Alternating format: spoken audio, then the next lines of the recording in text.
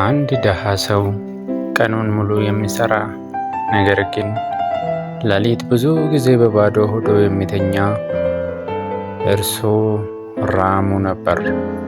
በትንሽ መንደር የሚኖር ሕይወቱ ቀላል አልነበረም። በየቀኑ ጠዋት ይነሳል፣ ወደ ዱር ይሄዳል፣ እንጨት ይሰበስባል። ቀኑ ሲያበቃ የሚያገኘው ግን ትንሽ ገንዘብ ብቻ ነበር። አንዳንድ ቀን እርሱና ቤተሰቡ ምግብ እንኳን አያገኙም ነበር። ነገር ግን ራሙ ተስፋውን አልተወም። አንድ ቀን እንደተለመደው ወደ ዱር ሄደ። ነገር ግን ያ ቀን የተለየ ነበር። እየሄደ ሳለ እግሩ አንድ ነገር መታ። ታች ተመለከተ። በመሬት ውስጥ የተቀበረ አሮጌ ሳጥን። በጥንቃቄ ከፈተው እና ያየው እርሱን አስደነቀ። ውስጡ ሙሉ ወርቅ፣ ዕንቁ እና ብዙ ገንዘብ። ራሙ አላመነም።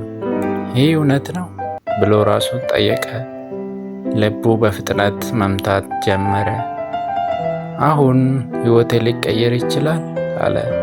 ሳጥኑን ወደ ቤት አመጣ፣ ግን ደስታው ሙሉ አልነበረም። ያቺ ሌሊት መተኛት አልቻለም። አንድ ድምፅ እንዲህ ይለው ነበር፣ ይህ ዕድሌ ነው፣ በራሴ ተጠቀም።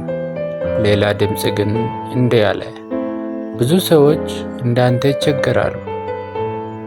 ራሙ አስተዋለ። ይህ ሀብት ሕይወቱን ሊቀይር ይችላል፣ ግን የሌሎችንም ሊቀይር ይችላል።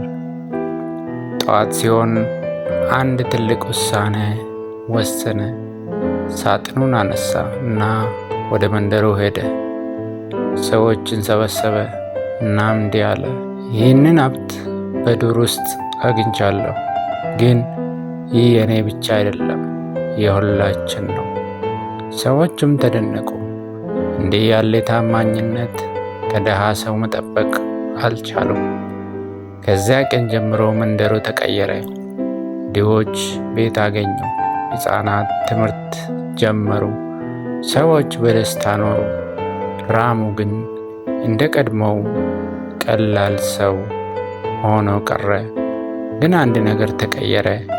ሁሉም ሰው እርሱን አከበረ። ራሙ ባለጠጋ ሆነ፣ ግን በገንዘብ አይደለም፣ በሰዎች ልብ። እና እውነተኛ ሀብት ወርቅ አይደለም፣ ሰብአዊነት ነው።